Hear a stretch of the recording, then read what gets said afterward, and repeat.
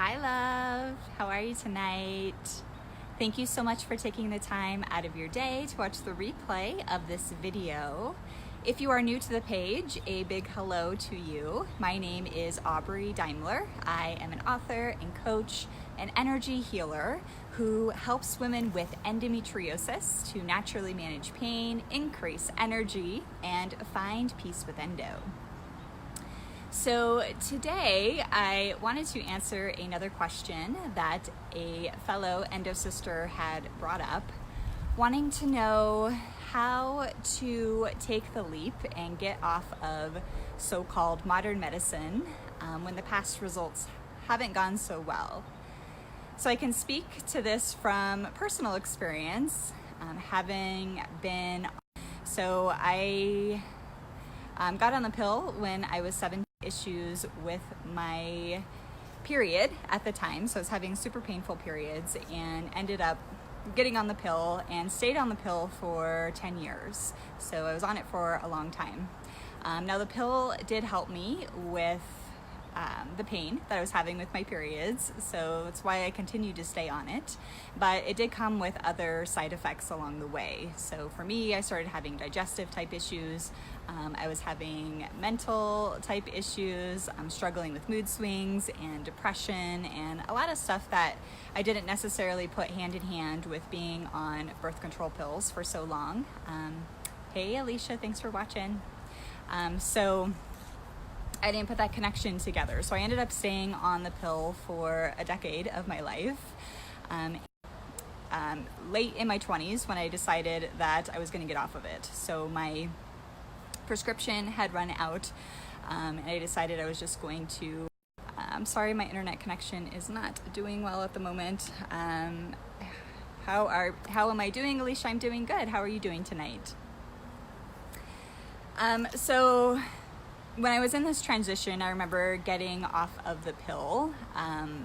Things progressively did get worse for me at the time. So I didn't know back then about endometriosis. I didn't know I had endo. I didn't know even what that was at that point. So when I was transitioning off the pill, things did start to get worse for me. Progressively, my period pain started to come back. I started to get all these other weird symptoms that were cropping up. So I know from experience what that feeling can be like. And I remember several periods along the way of thinking I'm just going to get back on the pill. Like, this is just too much. It's too intense for me to handle. And I remember even my manager at work actually saying the same thing to me. Like, have you thought about getting back on the pill? Because I was missing work a lot, and I was ill if I was in there, and she could just tell that something was wrong. So I get that feeling that I want to go back on the pill. This is easier in a sense, right? Because it does help to numb some of that pain.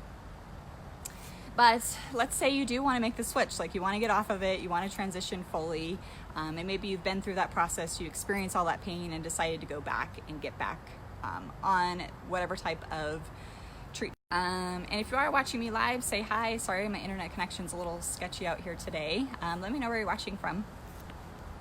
I'd love to know who's here. So I can say, being off the pill, that I did start to feel better mentally, I think was the biggest shift that I noticed.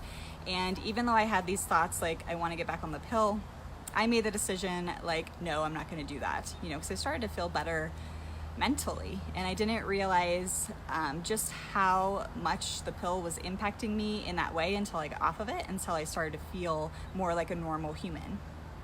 Hey Marcia, thanks for watching from Florida. How's it in Florida tonight? It's raining out here, but just lightly, so hopefully it doesn't like start downpouring on me during this time. Fingers crossed. So so I made the choice, I'm not going to get back on the pill. Like, this isn't what I want to do. I'm starting to feel better. Like, there has to be another way. So I wish back then, it's been like 10 years now. So I was on the pill 10 years. Now I've been off of the pill for 10 years. Like, I wish 10 years ago I knew the information that I knew now, because it is possible to have a better transition than I did getting off the pill. But it is important, I think, to know that there is a transition period. And if you're making that choice to get off of whatever type of hormonal manipulation you may be on, whether it's birth control or the other options that are out there for endo, there is going to be a bit of a transition period. So just know that, and know that you may have to endure a little bit of pain, right? Or a lot of pain in some instances.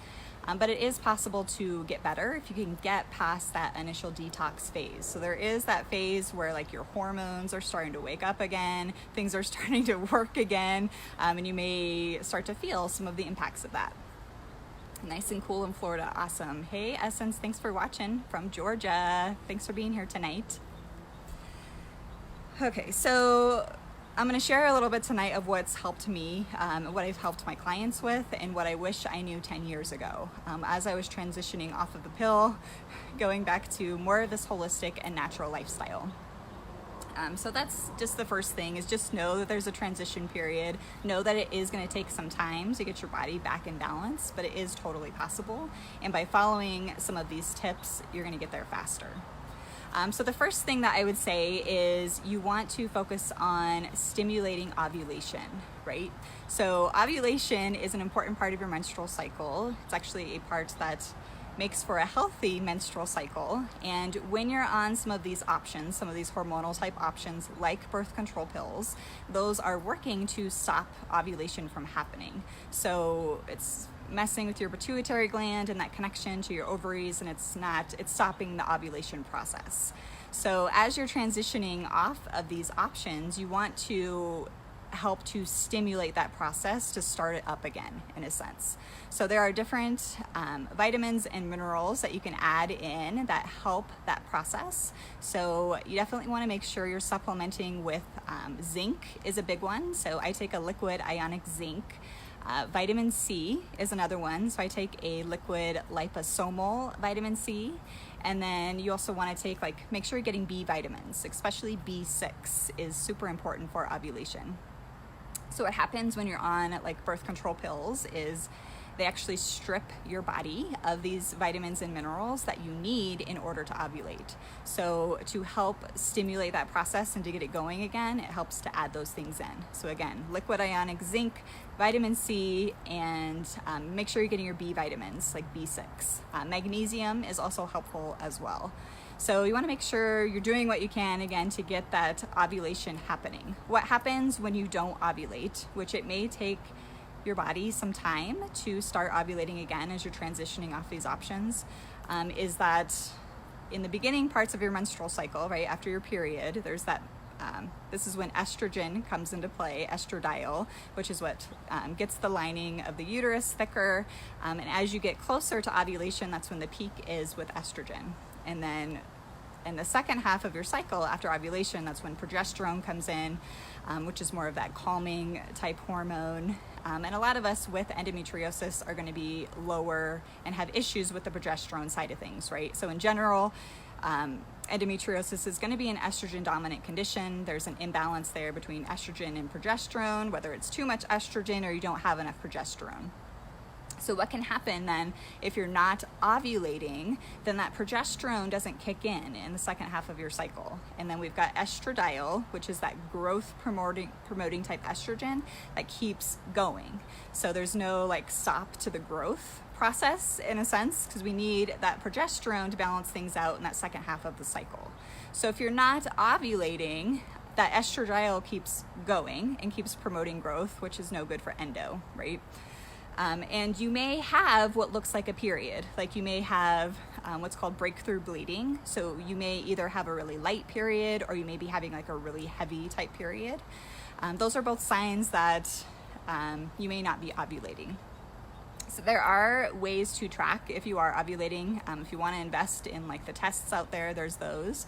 Or you can use some of the fertility awareness methods, which is what I use. So there's an awesome book out there called Taking Charge of Your Fertility by Toni Weschler, which is a book that I wish all women would read. And I wish this was given to us in elementary school or middle school, when you first start your period, because it's so important to know how your cycle works and to be able to pinpoint if the ovulation and if these different issues are happening in your cycle, how to determine that. So definitely check out that book. She teaches you how to chart your cycle. I also have a free course over at peacewithendo.com called Tune Into Your Cycle that teaches you just the basics on how to get started with that. But there's different methods like that out there, so you can track to see if you are indeed ovulating. And a lot of times you can just tell by your symptoms. For me, I get like emotional turns when I'm ovulating, and you tend to get a little bit of pain, where you can feel sometimes that like the egg popping out from your ovary. So you may get like a really sharp pain that happens. So just learning your body's signs and signals and seeing if you're ovulating. So that's a big part. As you're transitioning off these hormonal things, you want to stimulate that ovulation, make sure it's happening, so you don't just get that estradiol continuing to promote endo. Okay, so that's the first thing. A second big thing to focus on is getting those chemicals out of your body from whatever type of hormonal treatment you may have been taking. So whether it's birth control pills or Lupron or whatever it is, you want to support your body's natural detox channels so you can get rid of those chemicals from those options. So your lymphatic system is a big part of that. Your lymphatic system is your body's, it's like a big circulatory type system. You've got lymph nodes throughout your body, and the purpose of that system is to help remove those toxins and those waste from in between your cells. This is filtered out through your kidneys, comes out through your urine, it comes out through your sweat. So your lymphatic system is a big deal when it comes to like releasing some of these toxins and these chemicals from your body. There's different ways that you can support your lymphatic system. Exercise is a big way. You can go sit in the sauna or sit outside right now, right, where it feels like the sauna. Definitely where I'm at right now. So exercise, sauna time, Epsom salt baths are another great way. The Epsom salt helps remove toxins out from your gut. So supporting your lymphatic system, those are some ways that you can do that. You also want to support your digestive system, because your gut is how estrogen and everything is moving out, right? It comes out through your stool. So you want to make sure you're adding in fiber, make sure you're staying hydrated and drinking plenty of water. And there's different food choices that are obviously not good for inflammatory type reasons. So really feeding yourself with nourishing foods. Make sure you're getting lots of fiber in there if you can handle it, to help move and flush out some of those toxins from your gut. So lymphatic system, your gut, and then the third big piece to that is supporting your liver. So your liver plays a huge role with all of this. It's what's going to help your body detox that estrogen, get rid of those chemicals that you're intaking from whatever type of hormonal manipulation you're taking. So I am doing a free workshop here in a couple of weeks called Love Your Liver.